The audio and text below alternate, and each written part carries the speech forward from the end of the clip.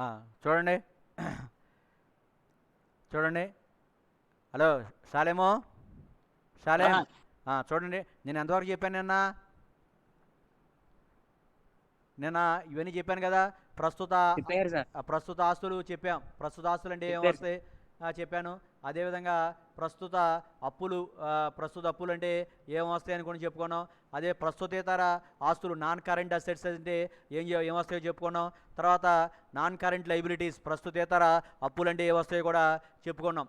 ఇక ఒక ఒక వ్యవహారం అంటే ఒక ఒక ఒక వ్యవహారం నిర్వహణ మూలధనాన్ని, వర్కింగ్ క్యాపిటల్ని ప్రభావితం చేస్తుందా లేదా, ఒక వ్యవహారం నిర్వహణ మూలధనాన్ని ప్రభావితం చేస్తుందా లేదా తెలుసుకోవడానికి ప్రతి వ్యవహారాన్ని కూడా జాగ్రత్తగా పరిశీలించి అందులో ఉండేటువంటి రెండు ఖాతాలను కూడా నిర్ణయించాలనుకున్నాం.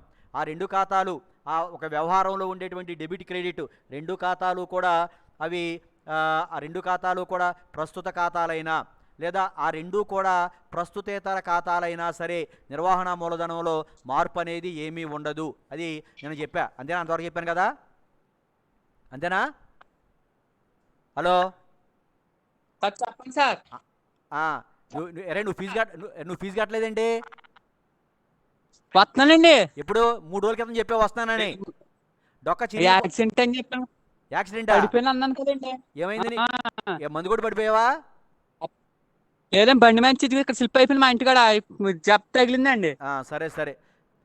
ఎరా, వస్తున్నానండి. Okay okay. అరే శివా, శివా, నిన్న నేను ఇంతవరకు చెప్పింది ఒక మాట్లాడకండి. ఒక వ్యవహారంలో ఉండేటువంటి రెండు అంశాలు కూడా ప్రస్తుత అంశాలైనా లేదా రెండూ కూడా ప్రస్తుతేతర అంశాలైనా సరే అందులో వాటి వలన నిర్వహణ మూలధనంలో మార్పు అనేది ఏమీ ఉండదు అని చెప్పుకున్నాం. ఒక వ్యవహారంలో ఒకటి ప్రస్తుత అంశము, రెండోది ప్రస్తుతేతర అంశము అయినట్లయితే నిర్వహణ మూలధనంలో మార్పు అనేది వస్తుంది అని చెప్పా. అంతవరకు చెప్పింది రా. అవునండి. అంతవరకు చెప్పా. ఒక ఇప్పుడు ఇది ఇది డిబెంచర్ల విమోచన వరకు కూడా చెప్పేశాను కదా. ఈ ఉదాహరణ అని చెప్పా. ఈ కింది ఒక వ్యవహారంలోని ఒక వ్యవహారంలోని ఒక ఖాతా ప్రస్తుత అంశం కరెంట్ ఐటమ్ అయ్యి రెండో అంశం ప్రస్తుతేతర అంశం అయితే ఆ వ్యవహారం వలన నిర్వహణ మూలధనం పెరగడం కానీ తగ్గడం కానీ జరుగుతుంది అని చెప్పుకున్నాం. అది నగదుకి వాటాలు జారీ చేయడం. నగదుకు వాటాలు జారీ చేసామనుకోండి, మనకి నగదు వస్తుంది, మన దగ్గర నుంచి వాటాలు పోతాయి. నగదు అనేది ప్రస్తుత అంశము, వాటాలు అనేదేమో పరోక్ష ప్రస్తుతేతర అంశం. కాబట్టి నిర్వహణ మూలధనంలో మార్పు అనేది వస్తుంది. అదేవిధంగా రెండోది స్టాకును కొన్నందుకు వాటాల జారీ, సరుకు కొన్నందుకు వాటాల జారీ. సరుకు ఖాతా డెటార్ టు వాటాల ఖాతా, సరుకు ఖాతా డెటార్ టు వాటాల ఖాతా. సరుకు వస్తుంది, వాటాలు ఏమి పోతున్నాయి. సరుకు అనేది ప్రస్తుత అంశము, వాటాలు అనేది ప్రస్తుతేతర అంశం. దానివలన నిర్వహణ మూలధనంలో మార్పు అనేది వస్తుంది. మూడోది ఏంటంటే నగదుకు డిబెంచర్ల జారీ, నగదుకు డిబెంచర్లను జారీ చేయడం. నగదు ఖాతా డెటార్ టు డిబెంచర్ల ఖాతా. నగదు అనేది నగదు వస్తుంది మనకి, డిబెంచర్లు అనేవి బయటికి పోతాయి. నగదు అనేది ప్రస్తుతాస్తి, డిబెంచర్లదేమో డిబెంచర్లు ప్రస్తుతేతర అప్పు. అందువలన ఒకటేమో నగదు ప్రస్తుత ఖాతా, రెండోది డిబెంచర్లేమో ప్రస్తుతేతర ఖాతా. దానివలన నిర్వహణ మూలధనంలో మార్పు అనేది రావడం జరుగుతుంది. నెక్స్ట్ ఇంకోటి ఏంటంటే దీర్ఘకాలిక రుణాలను తీసుకోవడం, లాంగ్ టర్మ్ లైబిలిటీస్ తీసుకోవడం. నగదు ఖాతా డెటార్ టు దీర్ఘకాలిక రుణాల ఖాతా. నగదు అనేదేమో ప్రస్తుత అంశము, దీర్ఘకాలిక రుణాలనేమో ప్రస్తుతేతర అంశం. కాబట్టి నిర్వహణ మూలధనంలో మార్పు అనేది వస్తుంది. ఇంకోటి 5 స్థిరాస్తుల అమ్మకం. స్థిరాస్తులు అమ్మాం, నగదు ఖాతా డెటార్ టు స్థిరాస్తుల ఖాతా. స్థిరాస్తులు కొన్నా స్థిరాస్తులు అమ్మినా కూడా నగదులో మార్పు అనేది రావడం జరుగుతుంది. స్థిరాస్తులు అమ్మాం, చిటాబద్ది ఏంటి? స్థిరాస్తుల అమ్మకం. నగదు ఖాతా డెటార్ టు స్థిరాస్తుల ఖాతా. స్థిరాస్తుల అమ్మకానికి చిట్టాబద్ది ఏంటంటే నగదు ఖాతా డెటార్ టు స్థిరాస్తుల ఖాతా. నగదు ఖాతా డెటార్ టు స్థిరాస్తుల ఖాతా. నగదు ఖాతా డెటార్ టు స్థిరాస్తుల ఖాతా. నగదు అనేదేమో ప్రస్తుత అంశము, స్థిరాస్తులు అనేదేమో ప్రస్తుతేతర అంశం. అందువలన నగదులో మార్పు అనేది అంటే నిర్వహణ మూలధనంలో మార్పు అనేది రావడం జరుగుతుంది. ఆరోది ఏంటంటే ఆధిక్యపు వాటాలు నగదు చెల్లింపు ద్వారా విమోచనం చేయటం. ఆధిక్యపు వాటాలని విమోచనం చేశాం. చిటాబద్ది ఏంటంటే ఆధిక్యపు వాటాదారుల ఖాతా డెటార్ టు నగదు ఖాతా. ఆధిక్యపు వాటాదారుల ఖాతా డెటార్ టు నగదు ఖాతా అని రాయాలి. ఆధిక్యపు నగదు అనేదేమో ప్రస్తుత అంశం, ఆధిక్యపు వాటాలు అంటే మూలధనం ప్రస్తుతేతర అంశం. అందువలన నిర్వహణ మూలధనంలో మార్పు అనేది వస్తుంది. ఇంకోటి ఏంటంటే దీర్ఘకాలిక రుణాలను తిరిగి చెల్లించడం, లాంగ్ టర్మ్ లైబిలిటీస్ని రీపే చేయటం. దీర్ఘకాలిక రుణాల ఖాతా డెటార్ టు నగదు ఖాతా, దీర్ఘకాలిక రుణాల ఖాతా డెటార్ టు నగదు ఖాతా. ఎరా అర్థమవుతుందా శాలేం ఎరా డిఎస్కే? అర్థమవుతుందండి. ఓకే. దీర్ఘకాలిక రుణాలను తిరిగి చెల్లించడం, దీర్ఘకాలిక రుణాలని తిరిగి చెల్లిస్తే చిట్టాబద్ది ఏంటంటే దీర్ఘకాలిక రుణాల ఖాతా డెటార్ టు నగదు ఖాతా. అందులో దీర్ఘకాలిక రుణాలు అనేవేమో ప్రస్తుతేతర అంశం, నగదేమో ప్రస్తుత అంశం. కాబట్టి అందువలన ఏమవుతుంది, నిర్వహణ మూలధనంలో మార్పు అనేది వస్తుంది. తర్వాత ఇంకోటి ఏంటంటే 9 స్థిరాస్తుల కొనుగోలు. నగదుకు స్థిరాస్తులను కొన్నాం, స్థిరాస్తులు కొంటే స్థిరాస్తుల ఖాతా డెటార్ టు నగదు ఖాతా. ఒకవేళ అరువు కొన్నాం స్థిరాస్తుల ఖాతా డెటార్ టు మూలధనం ఖాతా. అరువు కొంటేనేమో రుణదాతల ఖాతా, నగదు కొంటేనేమో స్థిరాస్తుల ఖాతా డెటార్ టు నగదు ఖాతా. అరువు కొంటేనేమో స్థిరాస్తుల ఖాతా డెటార్ టు రుణదాతల ఖాతా. నగదు అనేదేమో ప్రస్తుతాస్తి, నగదు రుణదాతలు ప్రస్తుత ఖాతాలు, స్థిరాస్తులేమో ప్రస్తుతేతర ఖాతా. అందువలన నిర్వహణ మూలధనంలో తప్పనిసరిగా మార్పు అనేది సంభవించడం జరుగుతుంది.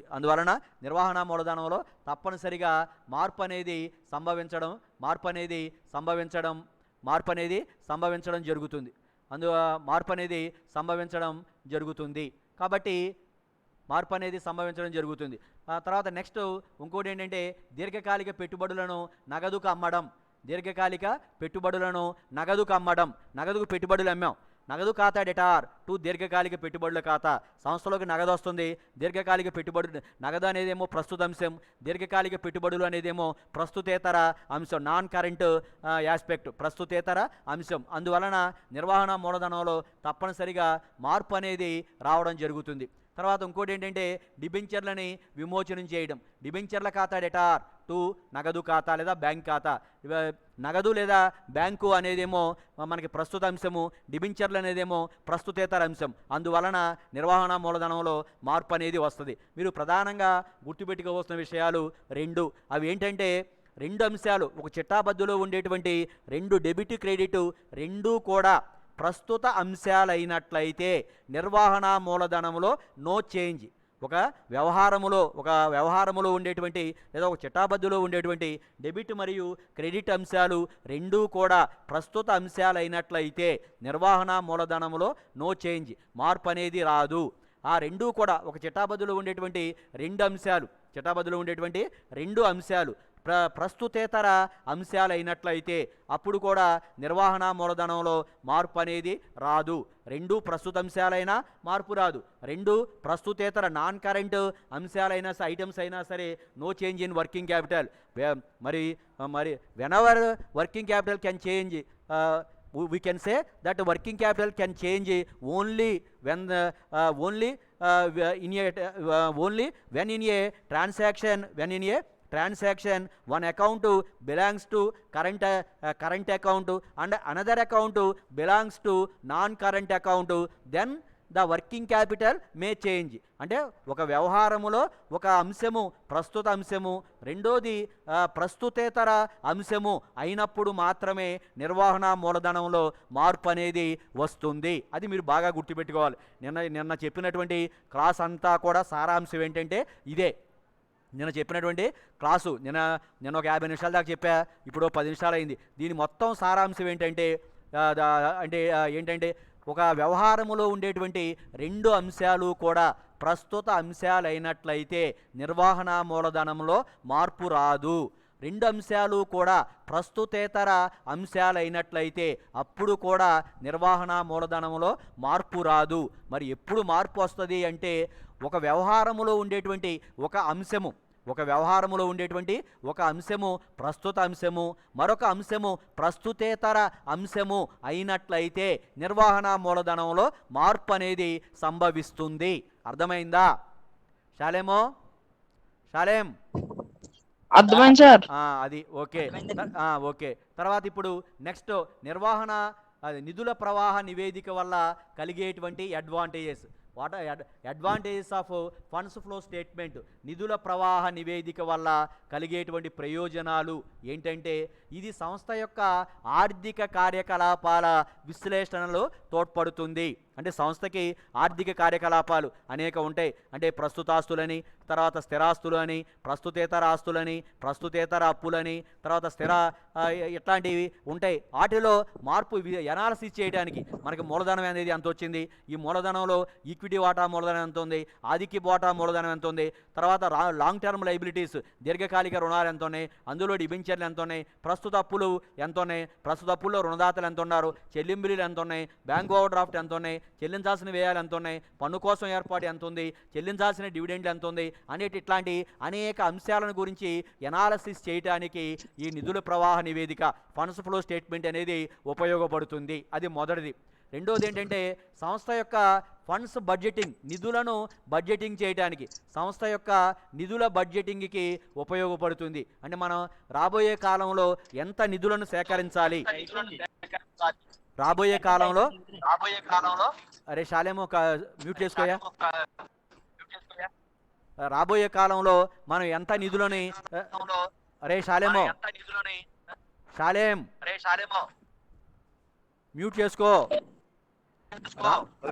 రాబోయే కాలంలో మనం ఎంత నిధులని సంపాదించాలి, అంటే నిధులు రాబోయే కాలంలో మనం ఈక్విటీ వాటా మూలధనాన్ని ఎంత సేకరించాలి, ఆధిక్య వాటా మూలధనాన్ని ఎంత సేకరించాలి, డిబెంచర్ల రూపంలో ఎంత సేకరించాలి, లాంగ్ టర్మ్ లైబిలిటీస్ దీర్ఘకాలిక అప్పుల రూపంలో ఎంత సేకరించాలి, ఆ సేకరించినటువంటి ఆస్తుల మొత్తంతో ఎట్లాంటి ఆస్తులను కొనుగోలు చేయాలి, వర్కింగ్ క్యాపిటల్గా ఎంత వినియోగించుకోవాలి, స్థిరాస్తుల రూపంలో ఎంత పెట్టుబడి పెట్టాలి అనేటువంటి బడ్జెటింగ్ వేయటానికి, అంచనా వేయటానికి కూడా ఈ నిధుల ప్రవాహ నివేదిక అనేది ఉపయోగపడుతుంది. ఇంకోటి ఏంటంటే మూడోది నిధులను కేటాయించడం. అంటే అనేక రకాలుగా సంస్థ నగదును ఎక్వైర్ చేయడం అనేది జరుగుతుంది. ఈక్విటీ వాటాల రూపంలో కానీ, ఆధిక్య వాటాల రూపంలో కానీ, లేదా డిబెంచర్ల రూపంలో కానీ, లేదా లాంగ్ టర్మ్ లైబిలిటీస్ రూపంలో కానీ సంస్థ ఏం చేస్తుందంటే ఫండ్స్ని ఎక్వైర్ చేయడం అనేది జరుగుతుంది. ఇట్లా ఎక్వైర్ చేసినటువంటి ఫండ్స్ ఏవైతే ఉన్నాయో, ఇట్లా ఎక్వైర్ చేసినటువంటి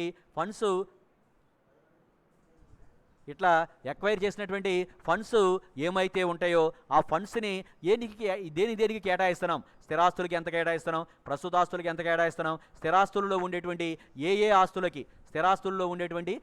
ఆస్తులకి మనం ఎంత కేటాయింపు చేస్తున్నాం అనేది తెలుసుకోవడానికి కూడా ఈ ఫండ్స్ ఫ్లో స్టేట్మెంట్, నిధుల ప్రవాహ నివేదిక అనేది బాగా ఉపయోగపడుతుంది.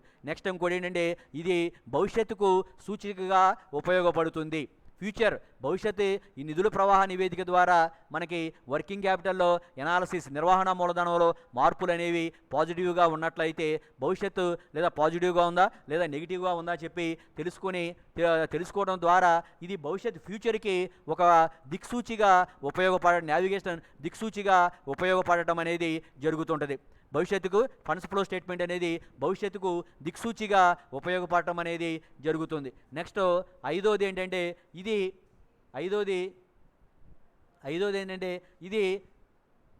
హలో సత్యనారాయణ, ఐదోది ఇదేంటంటే వర్కింగ్ క్యాపిటల్ సమర్థవంతంగా ఉపయోగించడంలో సహాయపడుతుంది. వర్కింగ్ క్యాపిటల్ అంటే ఏమనుకున్నాం? ఏంటి వర్కింగ్ క్యాపిటల్ అంటే ఏంట్రా? హలో, వర్కింగ్ క్యాపిటల్ అంటే ఏంటి? పని సార్, కొనసాగుతున్న పని. వర్క్ ఇన్ ప్రోగ్రెస్ అంటే కొనసాగుతున్న పని. వర్క్ ఇన్ ప్రోగ్రెస్ అంటే వర్కింగ్ క్యాపిటల్ అంటే మొన్న చేశాం కదరా లెక్కలో, మూలధన ప్రస్తుత ఆస్తులు మైనస్ ప్రస్తుత అప్పులు. అంతేనా? అంతేనండి. ప్రస్తుత ఆస్తులు మైనస్ ప్రస్తుత అప్పులు వర్కింగ్ క్యాపిటల్. ఈ వర్కింగ్ క్యాపిటల్ కి స్థిరాస్తులు కూడితే ఏమొస్తుంది? వర్కింగ్ క్యాపిటల్ కు స్థిరాస్తులు కూడితే మనకేమొస్తుంది?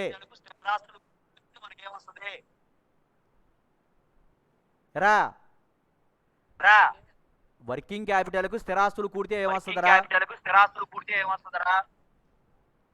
మాట్లాడరండి రా సార్. ఏమొస్తుంది? వర్కింగ్ క్యాపిటల్ కు స్థిరాస్తులు కూడితే ఏమొస్తుంది?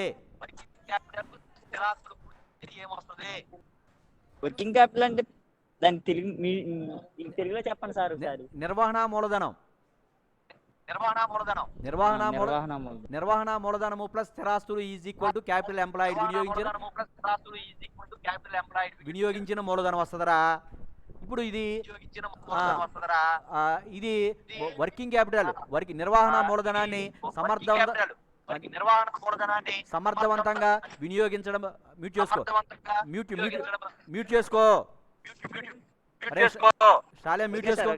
నిర్వహణ మూలధనాన్ని సమర్థవంతంగా ఉపయోగించడంలో ఇది ఉపయోగపడుతుంది. అంటే వర్కింగ్ క్యాపిటల్ నిర్వహణ మూలధనం అంటే working capital current assets minus current liabilities.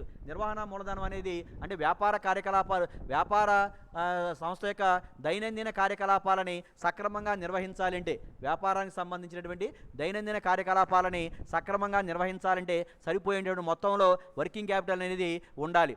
ఈ వర్కింగ్ క్యాపిటల్ సరిపోయేంత మొత్తంలో లేకపోయినట్లయితే రొటీన్ కార్యకలాపాలలో అబ్స్ట్రక్షన్స్ అడ్డంకులు అనేవి ఏర్పడేటువంటి అవకాశం అనేది ఉంటుంది. అందుచేత ఎంత నిర్వహణ మూలధనం కావాల్సి వస్తుంది, అది సరిపోయేటట్లుగా ఉందా లేదా అని చెప్పి దీని ద్వారా మనం ఈ నిధుల ప్రవాహ నివేదిక ద్వారా తెలుసుకోవడానికి ఆస్కారం అనేది ఉంటుంది. నిధుల ప్రవాహ నివేదిక ద్వారా తెలుసుకోవడానికి ఆస్కారం అనేది ఉంటుంది. ఇక నెక్స్ట్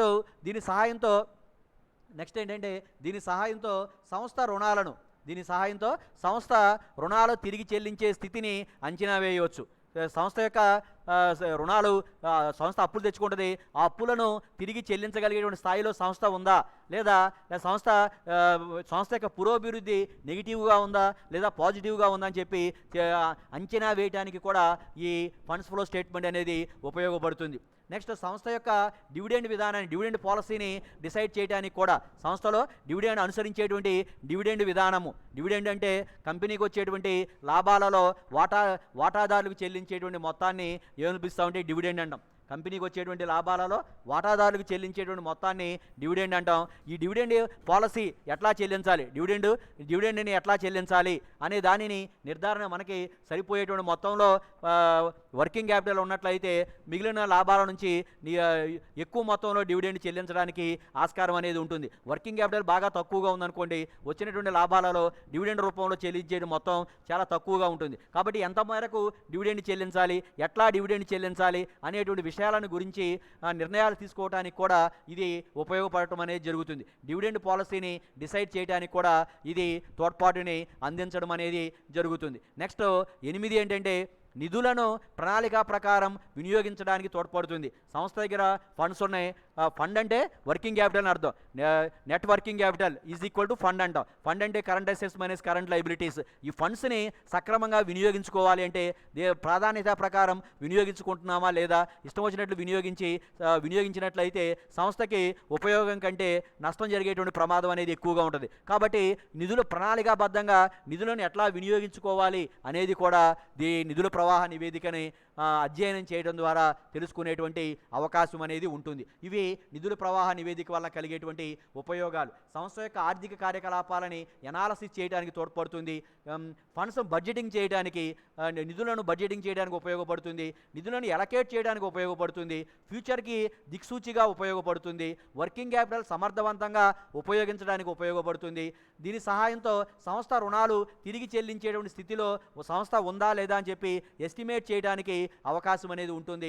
సంస్థ యొక్క డివిడెండ్ పాలసీని డిసైడ్ చేయడానికి ఉపయోగపడుతుంది. నిధులను ప్రణాళిక ప్రకారం ఉపయోగించడానికి తోడ్పాటును అందజేస్తుంది. ఇవి నిధుల ప్రవాహ నివేదిక వల్ల కలిగేటువంటి అడ్వాంటేజెస్. నెక్స్ట్ ఈ నిధుల వల్ల అడ్వాంటేజెస్ అనేవి ఉన్నప్పటికీ there may be certain disadvantages also. కొన్ని నష్టాలు కూడా ఉన్నాయి. ఇది లాభ నష్టాల ఖాతా మరియు బ్యాలెన్స్ షీట్కి ప్రత్యామ్నాయం కాదు. P&L అకౌంట్ అంటే ప్రాఫిట్ అండ్ లాస్ అకౌంట్, లాభ నష్టాల ఖాతా. B/S అంటే బ్యాలెన్స్ షీట్. ఈ నిధుల ప్రవాహ నివేదిక అనేది మనం తయారు చేసేటువంటి ముగింపు లెక్కలు ఉంటాయి.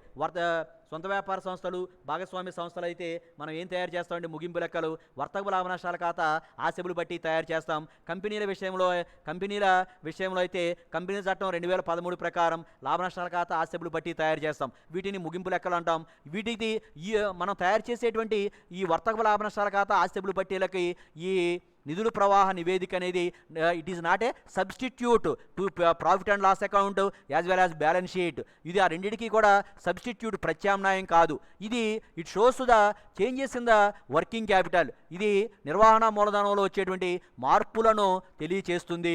కానీ వర్తక లాభ నష్టాల ఖాతా ఏం చేస్తుందంటే నిర్ణీత కాలంలో సంస్థ తాను చేపట్టినటువంటి కార్యకలాపాల వల్ల లాభం వచ్చిందా లేదా నష్టం వచ్చిందా అనేటువంటి అంశాలను లాభ నష్ట ఖాతా తెలియజేస్తే సంస్థ యొక్క ఆర్థిక పరిస్థితి, ఫైనాన్షియల్ పొజిషన్ ఏ విధంగా ఉంది అని చెప్పి బ్యాలెన్స్ షీట్ రివీల్ చేస్తుంది. కానీ ఇది ఫండ్స్ ఫ్లో స్టేట్మెంట్ ఏం చేస్తుందంటే it shows only the changes in working capital. నిర్వహణ మూలధనంలో వచ్చేటువంటి మార్పులను మాత్రమే తెలియజేస్తుంది. నిర్వహణ మూలధనంలో వచ్చేటువంటి మార్పులను మాత్రమే తెలియజేస్తుంది. కానీ లాభ నష్టాల ఖాతా మరియు ఆస్తిపుల పట్టికి సబ్స్టిట్యూట్గా మాత్రం దీనిని ఉపయోగించడం అనేది జరగదు. వర్తక లాభ నష్టాల ఖాతా తయారు చేయాలి, ఆస్తిపుల పట్టి తయారు చేయాలి, కంపెనీల విషయంలో ఈ ఫండ్స్ ఫ్లో స్టేట్మెంట్ తయారు చేయాలి, క్యాష్ ఫ్లో స్టేట్మెంట్ తయారు చేయాలి, రేషియో అనాలిసిస్ను కూడా తయారు చేయాల్సినటువంటి ఆవశ్యకత అనేది ఉంటుంది. ఇది మొదటి డిసడ్వాంటేజెస్. రెండోది ఏంటంటే లాభ నష్టాల ఖాతాలో బ్యాలెన్స్ షీట్లో అవిచ్ఛిన్నంగా కంటిన్యూస్గా వచ్చేటువంటి మార్పులను ఇది తెలియచేయదు. ఆస్తిపుల పట్టిలో ఆస్తుల యొక్క విలువలలో మార్పులు అనేవి వస్తూ ఉంటాయి, నిరాటంకంగా మార్పులు వస్తుంటాయి. అంటే వాటా మూలధనం అనేది పెరగొచ్చు లేదా తగ్గొచ్చు, డిబెంచర్లు అప్పు తెచ్చుకున్నటువంటి బారోడ్ క్యాపిటల్ అనేది పెరగొచ్చు లేదా తగ్గొచ్చు, ప్రస్తుత ఆస్తులు పెరుగుదల తరుగుదల అనేది ఉండొచ్చు. ఆ తర్వాత ప్రస్తుత ఆస్తులు ప్రస్తుత అప్పుల్లో వచ్చేటువంటి మార్పులను అయితే సూచిస్తుంది. కానీ తర్వాత non current liabilities and non current assets అంటే స్థిరాస్తులు కానీ ప్రస్తుతేతర అప్పులలో వచ్చేటువంటి చేంజెస్ని it does not reveal.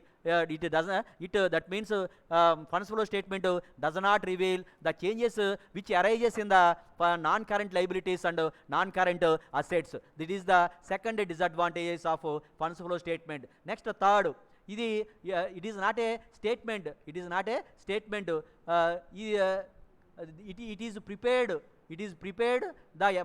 is prepared the information availability in the financial statements. ఆర్థిక నివేదికలలో లభించేటువంటి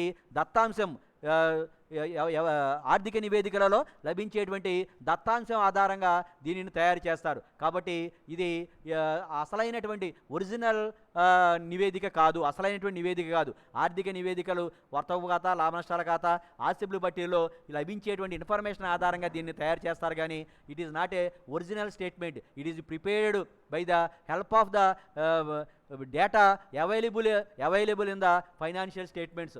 ఆర్థిక నివేదికలలో లభించేటువంటి దత్తాంశం ఆధారంగా దీనిని తయారు చేయడం అనేది జరుగుతుంది. నెంబర్ 4, వర్కింగ్ క్యాపిటల్లో వచ్చే మార్పుల కంటే నగదులో వచ్చేటువంటి మార్పులు చాలా ముఖ్యమైనవి. వర్కింగ్ క్యాపిటల్లో వచ్చేటువంటి మార్పులు కంటే వర్కింగ్ క్యాపిటల్ అంటే current assets minus current liabilities. In the current assets cash is only a part of current assets. There are so many other current assets. That means bank debtors, రుణగ్రస్తులు, prepaid expenses, amount to be accrued, all these are current assets, but cash is only one part of current asset. Working క్యాపిటల్లో వచ్చే మార్పుల కంటే నగదులో వచ్చే మార్పులు చాలా ముఖ్యమైనవి. కానీ నగదులో వచ్చేటువంటి అన్ని రకాల మార్పులను ఈ funds flow statement does not reveal. whereas cash flow statement completely revealed the changes of all cash transactions of all cash amount. నగదు యొక్క మొత్తం మార్పులని నగదు ప్రవాహ నివేదిక తెలియజేస్తుంది. కానీ ఇది ఫండ్స్ ఫ్లో స్టేట్మెంట్ అనేది ఫండ్స్ యొక్క మార్పులను మొత్తం నిర్వహణ మూలధనంలో వచ్చేటువంటి మొత్తం మార్పులని తెలియజేస్తుంది. కానీ ఒక్క నగదులో వచ్చేటువంటి పూర్తి మార్పులను తెలియజేయలేదు. వర్కింగ్ క్యాపిటల్ వచ్చే మార్పుల కంటే నగదులో వచ్చే మార్పులు చాలా ముఖ్యమైనవి అయినప్పటికీ కూడా ఇది వర్కింగ్ క్యాపిటల్ అన్నింటిలో వచ్చేటువంటి మార్పులను తెలియజేస్తుంది. కానీ ఓన్లీ క్యాష్లో వచ్చేటువంటి మార్పులు మాత్రం తెలియజేయదు. ఓన్లీ క్యాష్లో వచ్చే మార్పులని ఏది తెలియజేస్తుందంటే later we are going to learn, that means cash flow statement. In the cash flow statement all the cash transactions, all the cash amount, all the changes in the cash amount revealed by the cash flow statement, whereas funds flow statement does not reveal all the changes which are occurring in the cash. నగదులో వచ్చేటువంటి మార్పులను మాత్రం తెలియచేయదు. ఇది కేవలం working క్యాపిటల్లో వచ్చేటువంటి మార్పులను మాత్రమే తెలియచేయడం అనేది జరుగుతుంది. ఇది నిధుల ప్రవాహ నివేదిక యొక్క పరిమితులు. ఇదేంటంటే లాభ నష్టాల ఖాతాకి ఆస్తిపులి పట్టికి ప్రత్యామ్నాయంగా తయారు చేసేది కాదు. ఎలాంగ్ విత్ కంపెనీల విషయంలో అయితే as per companies act 2013 it is also compulsory to present the statements to the share holders. వాటాదారులకి సమర్పించేటువంటి నివేదికలలో లాభ నష్టాల ఖాతా, ఆస్తిపులి పట్టి, నిధుల ప్రవాహ నివేదిక, ఆ తర్వాత నగదు ప్రవాహ నివేదిక, రేషియో అనాలిసిస్ ఇవన్నిటినీ కూడా సబ్మిట్ చేయాల్సినటువంటి ఆవశ్యకత అనేది ఉంటుంది. కాబట్టి లాభ నష్టాల ఖాతా మరియు ఆస్తిపులు పట్టీలకి ప్రత్యామ్నాయంగా మాత్రం దీన్ని తయారు చేయడం జరగదు. ఇది ఒక అదనపు నివేదికగా తయారు చేయడం అనేది జరుగుతుంది. లాభ నష్టాల ఆస్తిపులు పట్టీలో కంటిన్యూగా వచ్చేటువంటి మార్పుల గురించి ఇది తెలియచేయడం అనేది జరగదు. ఇదేం చేస్తుందంటే ఒక ప్రస్తుత ఆస్తులు, ప్రస్తుత అప్పులలో వచ్చేటువంటి మార్పులు మాత్రమే తెలియజేస్తుంది. కానీ నాన్ కరెంట్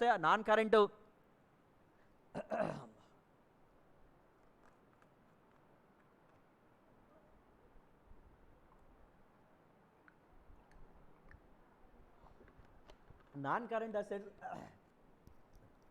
కరెంట్ అసెట్స్ మరియు నాన్ కరెంట్ లైబిలిటీస్లో వచ్చేటువంటి మార్పులను గురించి ఇది ఏమాత్రమూ కూడా తెలియచేయదు. It is not a original statement. It is not a original statement. The statement is prepared from the data available in the financial statements. ఆర్థిక నివేదికలలో లభించేటువంటి సమాచారం ఆధారంగా దీనిని తయారు చేస్తారు. కానీ దీన్ని పూర్తి సొంతంగా దీనిని తయారు చేయడానికి అవకాశం అనేది ఉండదు. So it is not a original statement. Next number 4, నిర్వహణ మూలధనంలో వచ్చేటువంటి మార్పుల కంటే నగదులో వచ్చేటువంటి మార్పులు అనేవి చాలా ముఖ్యమైనవి. నిర్వహణ మూలధనంలో వచ్చేటువంటి మార్పుల కంటే నగదులో వచ్చేటువంటి మార్పులు చాలా ముఖ్యమైనవి. ప్రత్యేకంగా ఇది నగదు మొత్తంలో వచ్చేటువంటి మార్పులను ఇది అధ్యయనం చేయదు. కేవలం ఇది ఏం చేస్తుందంటే మొత్తం నిర్వహణ మూలధనాన్ని, అంటే నిర్వహణ మూలధనం అందులో నగదు, ప్రస్తుతాస్తుల్లో నగదు అనేది ఒక భాగం. నగదు కాకుండా బ్యాంకు ఉంటాయి, రుణగ్రస్తులు ఉంటాయి, తర్వాత రుణగ్రస్తు వసూలు బిల్లులు ఉండొచ్చు, ఆ తర్వాత ఇంకేంటంటే రావాల్సినటువంటి ఆదాయాలు ఉండొచ్చు, ముందుగా చెల్లించినటువంటి వ్యయాలు ఉండొచ్చు. ఇవన్నీ కూడా ప్రస్తుతాస్తులే. వీటన్నిటిని గురించి పట్టించుకోకుండా వీటన్నిటిని గురించి ఇందులో పట్టించుకోవడం జరుగుతుంది. ఒక్క నగదును గురించి మాత్రమే పూర్తిగా అధ్యయనం చేయడం అనేది జరగదు. నగదుకు సంబంధించినటువంటి కంప్లీట్ ఇన్ఫర్మేషన్ అంతా కూడా మనం ఎక్కడ అధ్యయనం చేస్తామంటే రాబోయేటువంటి చాప్టర్ క్యాష్ ఫ్లో స్టేట్మెంట్, అందులో నగదు గురించి పూర్తి వివరాలని మనం అధ్యయనం చేయడం అనేది జరుగుతుంది. ఇవి ఏంటంటే నిధుల ప్రవాహ నివేదికలో ఉన్నటువంటి పరిమితులు. ఇంతకుముందు మనం నగదు ప్రవాహ నివేదిక యొక్క అడ్వాంటేజెస్ గురించి చెప్పుకున్నాం. ఇవి నగదు ప్రవాహ నివేదిక యొక్క అడ్వాంటేజెస్. తర్వాత ఇప్పుడు నిధుల ప్రవాహ నివేదిక యొక్క అడ్వాంటేజెస్ అవి. తర్వాత ఇవి నిధుల ప్రవాహ నివేదిక, ఫండ్స్ ఫ్లో స్టేట్మెంట్ యొక్క డిసడ్వాంటేజెస్. అబౌవ్ డిస్కస్డ్ ఏమో advantages of funds flow statement. Below just now we discussed the disadvantages of funds flow statement. అర్థమైందా ఎరా డిఎస్కే అర్థమైనయా? అర్థమైనండి. నిధుల ప్రవాహ నివేదిక యొక్క ప్రయోజనాలు లేదా ఉపయోగాలు, నిధుల ప్రవాహ నివేదిక వలన కలిగేటువంటి పరిమితులు. ఇక నెక్స్ట్ ఈ నిధుల ప్రవాహ నివేదికను తయారు చేయడం, preparation of funds flow statement. దీనిని తయారు చేయడానికి 2 దశలు ఉంటాయి. నిధుల ప్రవాహ నివేదికని 2 దశలలో తయారు చేయటం అనేది జరుగుతుంది. నిధుల ప్రవాహ నివేదికని 2 దశలలో మనం తయారు చేస్తాం. అవి ఒకటి ఏంటంటే ఫస్ట్ నిర్వహణ మూలధనంలో మార్పులను చూపే నివేదిక. నిర్వహణ మూలధనంలో మార్పులను చూపేటువంటి నివేదిక మొదటిది. రెండోది ఏంటంటే నిధుల మూలాలు వినియోగాల నివేదిక, ఫండ్స్ ఫ్లో స్టేట్మెంట్. రెండోది ఏంటంటే sources of funds and application statement sowing sources of funds and application of funds. దాన్నే ఏమనిపిస్తామంటే ఫండ్స్ ఫ్లో స్టేట్మెంట్ అంటాం. నిధుల యొక్క మూలాలు, తర్వాత నిధుల యొక్క వినియోగాల నివేదిక. ఈ నిధుల ప్రవాహ నివేదికను ఈ రెండు దశలలో తయారు చేస్తాం. టూ స్టేజెస్లో తయారు చేస్తాం. ఫస్ట్ నిర్వహణ మూలధనంలో మార్పులను తెలియచేసే నివేదిక. రెండోది ఏంటంటే నిధుల ప్రవాహ నివేదిక. దీనినే ఏమనిపిస్తామంటే నిధుల మూలాలు, నిధుల వినియోగాల నివేదిక అని కూడా అంటాం. నిర్వహణ మూలధనంలో మార్పులను తెలిపే నివేదిక. నిర్వహణ మూలధనం అంటే నిర్వహణ మూలధనాన్ని ఇంగ్లీష్లో ఏమనిపిస్తామంటే వర్కింగ్ క్యాపిటల్ అంటాం. వర్కింగ్ క్యాపిటల్లో statement showing changes in working capital. Statement showing changes in working capital. నిర్వహణ మూలధనంలో మార్పులను చూపేటువంటి నివేదిక. దీనిని మొట్టమొదటగా తయారు చేస్తాం. ఆ తర్వాత ఫండ్స్ ఫ్లో స్టేట్మెంట్ని మనం తయారు చేస్తాం. ఈ మధ్యలో అనేక రకాలైనటువంటి ఖాతాలను మనం వేయాల్సి ఉంటుంది. తర్వాత ఫండ్స్ ఫ్రమ్ ఆపరేషన్ని కనుక్కోవాల్సి ఉంటుంది. కానీ ప్రధానంగా ఏంటంటే ఇవి రెండూ కూడా ముఖ్యమైనవి. అవన్నీ కూడా లెక్కలో వచ్చేటువంటి భాగాలుగా తయారు చేస్తాం వర్కింగ్ నోట్స్గా. ఇవి రెండూ కంపల్సరీ. నిర్వహణ మూలధనంలో మార్పులు చూపే నివేదిక, that means statement showing changes in working capital. నిర్వహణ మూలధనంలో ఎట్లాంటి మార్పులు వచ్చినాయి అనేటువంటి నివేదికను మొదట తయారు చేస్తాం. రెండోది నిధుల మూలాలు వినియోగాల నివేదిక. అంటే నిధులు ఎలా వచ్చినాయి, ఫండ్స్ ఫ్లో స్టేట్మెంట్, సంస్థలోకి వచ్చిన నిధులేంటి, సంస్థ నుంచి బయటకు పోయినట్టు నిధులేంటి అని ఈ రెండు కూడా ఈక్వల్ అయిపోవాలి. నిధుల రాక నిధుల పోక, సంస్థలోకి వచ్చే నిధులు, సంస్థల నుంచి పోయేటువంటి నిధులు, ఈ రెండూ కూడా సమానం అయిపోవాలి. అంటే ఫండ్స్ ఫ్లో స్టేట్మెంటు రెండూ కూడా డెబిట్ ఎడమవైపు కుడివైపు రెండూ కూడా సమానం అయిపోతేనే మనం చేసినటువంటి లెక్క కరెక్ట్గా వచ్చినట్టు భావించడం అనేది జరుగుతుంది. మొదటిది నిధుల నిర్వహణ మూలధనంలో మార్పులు తెలిపే నివేదిక. నిర్వహణ మూలధనం అంటే ఏమనుకున్నా, వర్కింగ్ క్యాపిటల్. వర్కింగ్ క్యాపిటల్ అంటే ఏమనుకున్నారా షాలేం? అరే గోపి నిర్వహణ మూలధనం అంటే ఏంటి చెప్పండి. Capital sir. వర్కింగ్ క్యాపిటల్ అంటే ఏంటి? నిర్వహణ మూలధనమా? ఏంట్రా? Current assets minus current liabilities. Very good. Current assets minus నిర్వహణ మూలధనం అంటే current assets minus current liabilities. నిర్వహణ మూలధనం ఇంగ్లీష్లో వర్కింగ్ క్యాపిటల్ అంటాం. ఎస్, ప్రస్తుత ఆస్తులు మైనస్ ప్రస్తుత అప్పులు. గోపి కరెక్ట్. ఇప్పుడు ఇందులో మార్పులు ఎలా వస్తాయో చూద్దాం. నిర్వహణ మూలధనానికి సంబంధించినటువంటి 4 నియమాలు ఉంటాయి. అవి చూడండి. ప్రస్తుత ఆస్తులలో పెరుగుదల నిర్వహణ మూలధనాన్ని పెంచుతుంది. in the increasing in current assets will leads to increase in working capital. ప్రస్తుత ఆస్తులలో పెరుగుదల నిర్వహణ మూలధనాన్ని పెంచుతుంది. ప్రస్తుత ఆస్తులలో తగ్గుదల నిర్వహణ మూలధనాన్ని తగ్గిస్తుంది. దీనికి రివర్స్. ఈ మిగతా రెండు రివర్స్. ప్రస్తుత అప్పులలో పెరుగుదల నిర్వహణ మూలధనాన్ని తగ్గిస్తుంది. ప్రస్తుత ఆస్తులలో తగ్గుదల నిర్వహణ మూలధనాన్ని పెంచుతుంది. ఇవి జాగ్రత్తగా గుర్తుపెట్టుకోవాలి. ముందు ఆస్తులకు సంబంధించి గుర్తుపెట్టుకున్నాం అనుకోండి, అప్పులకి రివర్స్ అవుద్ది. ప్రస్తుత ఆస్తులు పెరిగినాయి అనుకోండి, ఏమవుతుంది? నిర్వహణ మూలధనం పెరుగుతుంది. If the current assets increases then the working capital may also be increased. If current assets increased the working capital may also be increased. Current assets ప్రస్తుత ఆస్తులు పెరిగినట్లయితే నిర్వహణ మూలధనం అనేది పెరుగుతుంది. రెండోది, ప్రస్తుత ఆస్తులు తగ్గినట్లయితే నిర్వహణ మూలధనం అనేది తగ్గుతుంది. If the current assets decreased then the working capital may also be decreased. నిర్వహణ మూలధనం తగ్గుతుంది. గుర్తుపెట్టుకోండి, ప్రస్తుత ఆస్తులు పెరిగితే నిర్వహణ మూలధనం పెరుగుతుంది. ప్రస్తుత ఆస్తులు తగ్గితే నిర్వహణ మూలధనం అనేది తగ్గుతుంది. ప్రస్తుత అప్పులు పైన చెప్పిన దానికి డిఫరెంట్, ఆపోజిట్గా ఉంటాయి.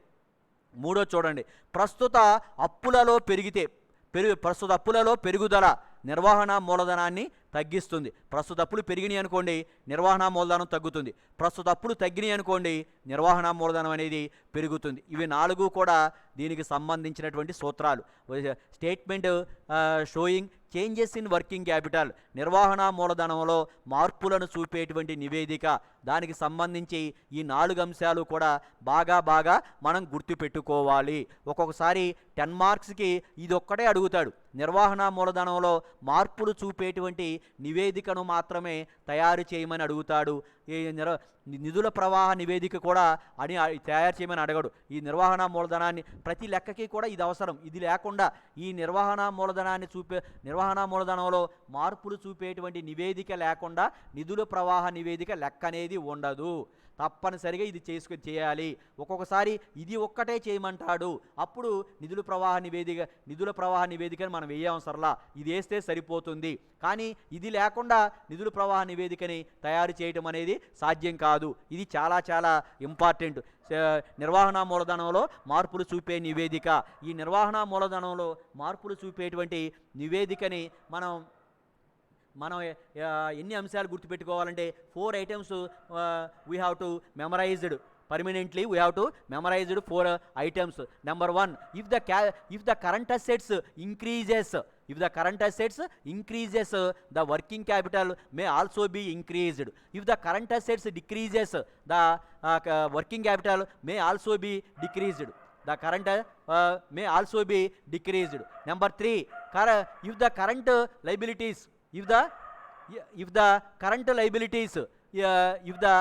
liabilities increases, గుర్తుపెట్టుకోండి, if the current liabilities increases, the working capital may be decreased. Current liabilities, ప్రస్తుత అప్పులు పెరిగినట్లయితే నిర్వహణ మూలధనం తగ్గుతుంది.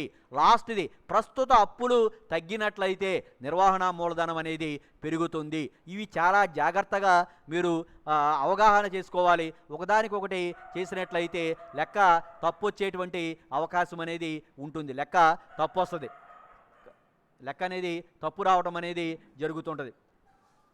నమస్కారం అండి. సరిగ్గా రాడండి క్లాసులకి. మీకు ఒకసారి వచ్చారు, మీరు చెప్పాను సరిగ్గా. ఇప్పుడు ఆడు ఇష్టొచ్చినప్పుడు వస్తాడు, ఇష్టొచ్చినప్పుడు వెళ్ళిపోతాడు. ఈ క్లాస్ జరుగుతుంది. నేను ఎప్పుడు రమ్మని చెప్పాను? నేను ఫీజు కడతాకి 3 గంటల తర్వాత రమ్మని చెప్పా. ఇప్పుడు ఎందుకు వచ్చావు నువ్వు? నాకు ఫోన్ చేయొచ్చు కదా, ఫోన్ చేయించవచ్చు కదా. ఈ క్లాస్ జరుగుతుందండి. ఇది చాలా ఇంపార్టెంట్. ఇది స్టార్టింగ్, ఈ క్లాస్కి, ఈ చాప్టర్కి స్టార్టింగ్. ఇది లేకపోతే ఎలా వస్తుందండి? అది మీకే చెప్పేది క్లాసు. ఏమంటావా బొందా? జేబులో పెట్టుకుంటావు ఫోన్, వింటావేంటి నువ్వు? ఇడే ఎవడో ఇంకా మిత్రుడు పవన్ గారు. సరే కట్టండి ప్లీజ్. సరే, ఇవి జాగ్రత్తగా గుర్తుపెట్టుకోవాలి. ఇవి అర్థమైనా? ప్రస్తుత ఆస్తులలో పెరుగుదల నిర్వహణ మూలధనాన్ని పెంచుతుంది. ప్రస్తుత ఆస్తులలో తగ్గుదల నిర్వహణ మూలధనాన్ని తగ్గిస్తుంది. తర్వాత నెంబర్ 3, ప్రస్తుత అప్పులలో పెరుగుదల నిర్వహణ మూలధనాన్ని తగ్గిస్తుంది. ఈ ఆస్తులు గుర్తుపెట్టుకోండి. ఆస్తులు గుర్తుపెట్టుకుంటే అప్పులు దానికి ఆపోజిట్ వస్తుంది. కొద్దిగా కన్ఫ్యూజ్ ఉంటుంది. ఒక లెక్క 2 లెక్కలు చేసే వరకు కొంత కన్ఫ్యూజ్గానే ఉంటుంది. తర్వాత మీకు అర్థమవుతుంది. ఆస్తులు మీరు గుర్తుపెట్టుకుంటే చాలు. ప్రస్తుత ఆస్తులు పెరుగుదల ఏమవుతుంది? నిర్వహణ మూలధనం ఏమవుతుంది చెప్పండి రా. ప్రస్తుత ఆస్తులలో పెరుగుదల ఉంటే నిర్వహణ మూలధనం ఏమవుతుంది? పెరుగుతుంది. ప్రస్తుత ఆస్తుల్లో తగ్గుదల నిర్వహణ మూలధనం తగ్గుతుంది. ప్రస్తుత అప్పులలో పెరుగుదల నిర్వహణ మూలధనం తగ్గుతుంది. ప్రస్తుత అప్పులలో తగ్గుదల నిర్వహణ మూలధనం పెరుగుతుంది. ఎస్, ఈ 4 బాగా గుర్తుపెట్టుకుంటే మన ఈ స్టేట్మెంట్ వస్తుంది. ఇక ఈ స్టేట్మెంట్ ఎలా ఉంటుందో చూడండి. నిర్వహణ మూలధనంలో మార్పులను తెలిపేటువంటి నివేదిక. Statement showing changes in working capital. Heading ఏమైనా పెడతామంటే statement showing changes in working capital. నిర్వహణ మూలధనంలో మార్పులను చూపేటువంటి నివేదిక లేదా మార్పులు తెలిపే నివేదిక. ఇట్లాగా ఫస్ట్ కాలం వివరాలు, రెండోది గత సంవత్సరం, మూడోది ప్రస్తుత సంవత్సరం అని చెప్పిన తర్వాత మనం ఏం చేయాలంటే చివర ఒక పెద్ద కాలం పెట్టుకోవాలి. పెద్ద కాలం పెట్టుకుని దీన్ని 2గా విడగొట్టాలి. ఇట్లాగా పైన 2గా విడగొట్టాలి. విడగొట్టి పైన ఏమని రాస్తామంటే నిర్వహణ మూలధనంపై ప్రభావం అని రాస్తాం. పైన నిర్వహణ మూలధనంపై ప్రభావం అని రాస్తాం.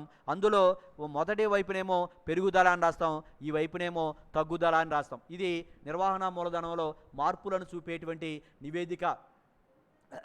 నిర్వహణ మూలధనంలో మార్పులు చూపేటువంటి నివేదిక సంబంధించినటువంటి ఇది ప్రోఫార్మా వివరాలు, గత సంవత్సరం సంబంధించిన అంశాలు, ప్రస్తుత సంవత్సరం సంబంధించిన అంశాలు ఇవి లెక్కలోనే ఇస్తాడు. వీటిని యాజ్ డీజ్గా మనం రాస్తాం, లెక్కలో ఇచ్చినవి. తర్వాత వీటికి నిర్వహణ మూలధనంపై ప్రభావము అని హెడ్డింగ్ పెట్టి దాన్ని మళ్ళీ పెరుగుదల తగ్గుదల చూపిస్తాం. పెరిగితే ఎలా ఉంటాయి? పెరిగితే ఇక్కడ నిర్వహణ మూలధనం పెరిగితే ఇక్కడ చూపిస్తాం, తగ్గితేనేమో ఇక్కడ చూపించడం అనేది జరుగుతుంది. ప్రస్తుత ఆస్తులు ఆల్రెడీ మనం నిన్న డిస్కస్ చేసాం. ప్రస్తుత ఆస్తులు అంటే ఏంటి, ప్రస్తుత అప్పులు అంటే ఏంటి, ప్రస్తుతేతర ఆస్తులు అంటే ఏంటి, ప్రస్తుతేతర అప్పులు అంటే ఏంటి ఎస్టర్డే నిన్న క్లాసులో మనం డిస్కస్ చేయడం అనేది జరిగింది. ఇప్పుడు మనకి ఆస్తిబులు బట్టి ఇస్తాడు. ఆస్తిబులు బట్టి ఇస్తే అందులో మనం ఏం చేయాలంటే ప్రస్తుత ఆస్తులు మరియు ప్రస్తుత అప్పులు మాత్రమే తీసుకోవాలి. మనకి ఆస్తిబులు బట్టి ఇస్తాడు. ఆస్తిబులు బట్టిలో మనకి ప్రస్తుత ఆస్తులు మరియు ప్రస్తుత అప్పులే మనం తీసుకోవాలి. కానీ ప్రస్తుతేతర ఆస్తులు, ప్రస్తుతేతర అప్పులు అంటే సహజంగా ప్రస్తుతేతర అప్పులు అంటే మూలధనం కానీ, అంటే ఈక్విటీ వాటా మూలధనం కానీ, ఆధిక్యపు వాటా మూలధనం కానీ, లాభ నష్టాల ఖాతా, క్రెడిట్ నిల్వ కానీ, రిజర్వులు మిగులు కానీ, ఆ తర్వాత డిబెంచర్లు కానీ డిబెంచర్ల మీద వడ్డీ కానీ ఇట్లాంటివి దీర్ఘకాలిక రుణాలు కానీ ఏవైనా ఉన్నట్లయితే వాటిని మనం తీసుకోకూడదు, ప్రస్తుత అప్పులలో తీసుకోకూడదు ఆస్తిబుల్ బట్టీలు. అదేవిధంగా ఆస్తుల వైపున ఉండేటువంటి స్థిరాస్తులు ఏవైతే ఉన్నాయో, స్థిరాస్తులు అంటే భూమి భవనాలు కానీ, ప్లాంటు యంత్రాలు కానీ, లేదా ఫర్నిచర్ కానీ, లేదా వెహికల్స్ వాహనాలు కానీ, తర్వాత గుడ్విల్ కానీ, తర్వాత పేటెంట్ కానీ, ట్రేడ్ మార్కులు కానీ, తర్వాత కాపీరైట్లు కానీ, లాభ నష్టాల ఖాతా, క్రెడిట్ నిల్వ కానీ, ఆ తర్వాత ప్రిలిమినరీ ఎక్స్పెన్సెస్ ప్రాథమిక ఖర్చులు కానీ, వాటాల జారీపై డిస్కౌంట్, డిబెంచర్ల జారీపై డిస్కౌంట్, ఇట్లాంటి కృత్రిమమైన ఆస్తులు స్థిరాస్తులను ఇందులోకి తీసుకోకూడదు. అదేవిధంగా నాన్ కరెంట్ లైబిలిటీస్ ప్రస్తుతేతర అప్పులు ఏవైతే ఉంటాయో వాటిని కూడా ఇక్కడ తీసుకోకూడదు. ఇక్కడ తీసుకోవాల్సినవి ఏంటంటే ప్రస్తుత ఆస్తులు తీసుకోవాలి మరియు ప్రస్తుత అప్పులు తీసుకోవాలి. ప్రస్తుత ఆస్తులు మరియు ప్రస్తుత అప్పులను మాత్రమే మనం తీసుకోవాల్సినటువంటి ఆవశ్యకత అనేది ఉంటుంది. ప్రస్తుత ఆస్తులు మరియు ప్రస్తుత అప్పులు మాత్రమే ఈ నిర్వహణ మూలధనంలో మార్పులను చూపేటువంటి నివేదికను తయారు చేసేటప్పుడు మనం లెక్కలోకి తీసుకోవాలి. ఎలా అర్థమవుతుందా?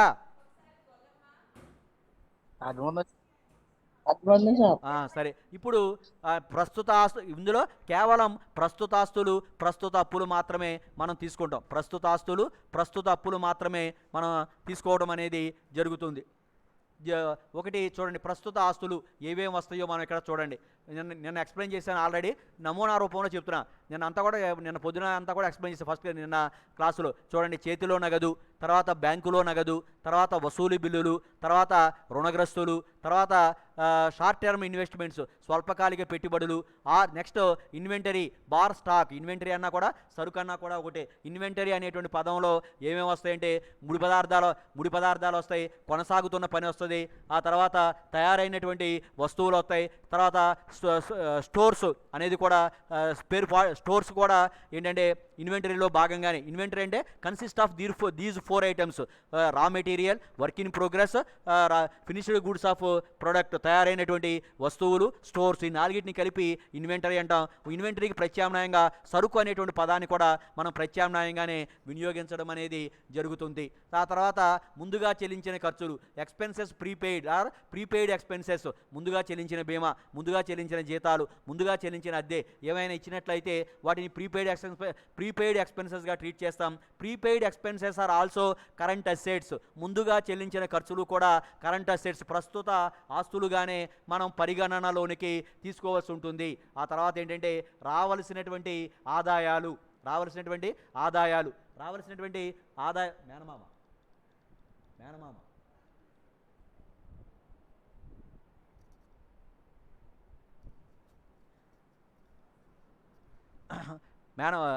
రావాల్సినటువంటి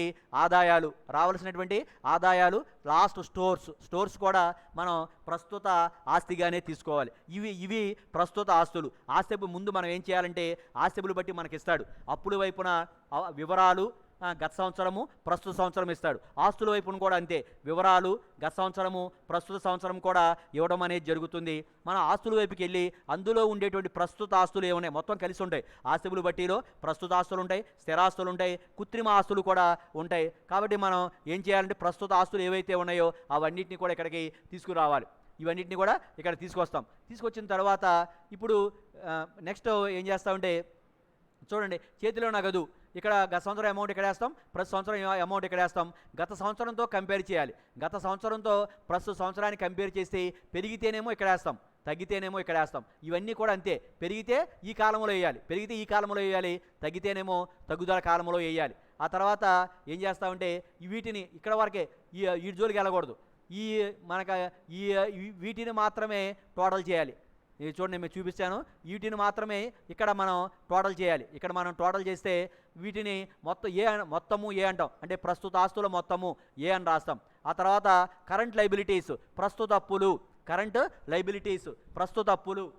థర్డ్ బీకాంలో ఉన్నాడమ్మా గొల్లమ్మ, థర్డ్ బీకాంలో ఉన్నాడు, థర్డ్ బీకాం పైన. తర్వాత ప్రస్తుత అప్పులు అంటే ఆస్తిబులు బట్టీలో అప్పుల వైపున మనకి ఇచ్చినటువంటి ఆస్తిబులు బట్టీలో అప్పుల వైపున మనం చూసుకుని ఆస్తిబులు బట్టీలో ప్రస్తుత అప్పులు ఉంటాయి, కరెంట్ లైబిలిటీస్ ఉంటాయి, ప్రస్తుత అప్పులు, లాంగ్ టర్మ్ లైబిలిటీస్ ఉంటాయి, ఆ తర్వాత షేర్ హోల్డర్స్ ఫండ్ ఉంటాయి. ఈ 3 ఉంటాయి. వాటాదారుల నిధులు ఉంటాయి, దీర్ఘకాలిక రుణాలు ఉంటాయి, ప్రస్తుత అప్పులు ఉంటాయి. ఏవైతే ప్రస్తుత అప్పులో వాటిని మాత్రమే మనం ఈ నివేదికలోకి తీసుకోవాలి. ఇచ్చినటువంటి ఆస్తిబుల్ బట్టీలో అప్పుల వైపు మనం జాగ్రత్తగా చూసుకోవాలి. సహజంగా ఏముంటాయో ఇక్కడ చెప్పాం. చెల్లింపు బిల్లులు, తర్వాత రుణదాతలు, తర్వాత బ్యాంకు ఓవర్ డ్రాఫ్ట్, చెల్లించవలసిన డివిడెండ్లు, డివిడెండ్ టు బి పెయిడ్, చెల్లించవలసిన డివిడెండ్లు, ఎక్స్పెన్సెస్ టు బి పెయిడ్, చెల్లించవలసిన ఖర్చులు, ప్రపోజ్డ్ డివిడెండ్, ప్రతిపాదిత డివిడెండ్లు, తర్వాత దాని మధ్యలో ఇంకోటి రాసా స్వల్పకాలిక రుణాలు, షార్ట్ టర్మ్ లోన్స్, తర్వాత పన్ను కోసం ఏర్పాటు, provision for taxation. These items may be in the liability side of the balance sheet.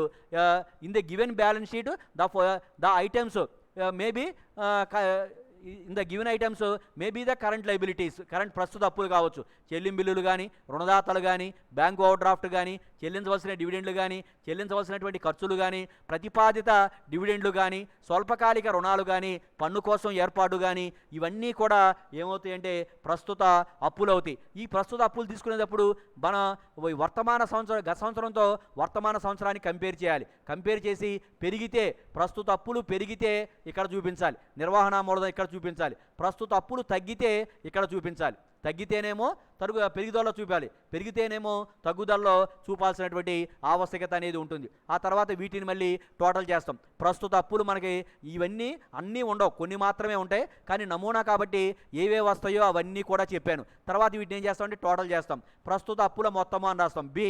ప్రస్తుత అప్పుల మొత్తము అని రాస్తాం. ఇప్పుడు నిర్వహణ మూలధనము A-B, ప్రస్తుత ఆస్తుల్లోంచి ప్రస్తుత అప్పులు తీసేస్తే మనకి ఇవి వస్తాయి, ఇది వస్తుంది. ఇప్పుడు మనం ఏం చేస్తామంటే ఈ బారున గీత కొట్టేస్తాం. 4 1 2 3 4 ఈ 4 కాలమ్స్లో గీత కొట్టి మనం నిలవ తేలుస్తాం. ఇప్పుడు ఈ రెండింటిని నిలవ తేల్చాలి. ఏది ఎక్కువ, ఒకవేళ ఇది ఎక్కువ ఉందనుకోండి ముందు ఇది కొడతాం, కుడి కింద వేస్తాం, దీన్ని ఇక్కడ తీసుకొస్తాం, నిలవ తేలుస్తాం. ఒకవేళ ఇది ఎక్కువ ఉందనుకోండి ఇది కుడి ఇక్కడ తీసుకొచ్చి నిలవ తేలుస్తాం. ఇది కూడా అంతే, నిలవ తేల్చాలి. అప్పుడు చెప్పరా నిర్వహణ మూలధనం చెప్పు. అది లెక్కలేస్తాడండి నిర్వహణ మూలధనం. మనకు వస్తుంది ఈ ప్రస్తుత ఆస్తుల్లోంచి మనకి ప్రస్తుత ఆస్తులు మొత్తం వచ్చింది కదా, ఇది ఈ టోటల్ వచ్చిందా, ఈ టోటల్ నుంచి ఈ టోటల్ తీసేస్తాం. ఈ టోటల్ నుంచి ప్రస్తుత అప్పులు మొత్తం తీసేస్తే నిర్వహణ మూలధనం వస్తుంది.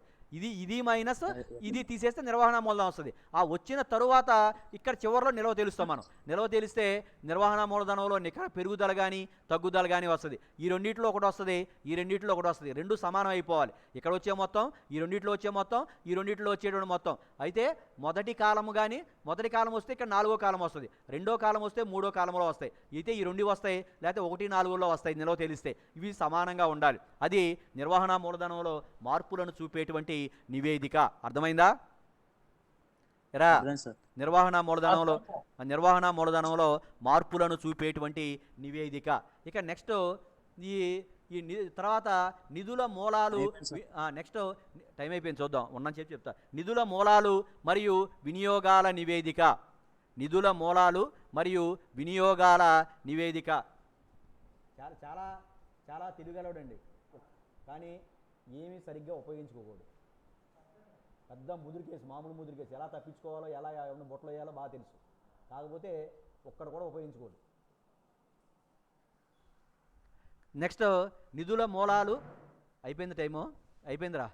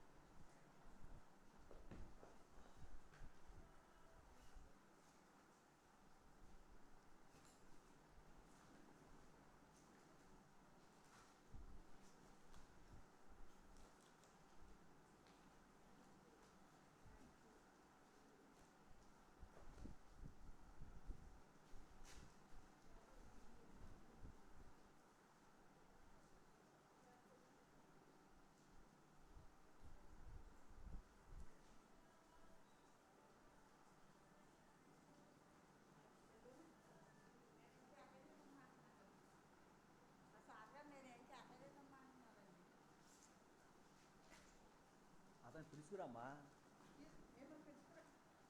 వాళ్ళు పిలవమన్నారు.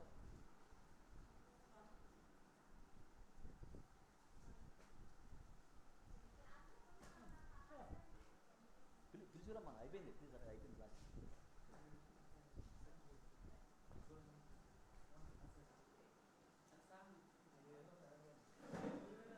మనం మీకు చెప్పాను కదా సార్ ఏలూరు గురించి ఆ. ఆ సర్టిఫికేట్ చేయించుకోమని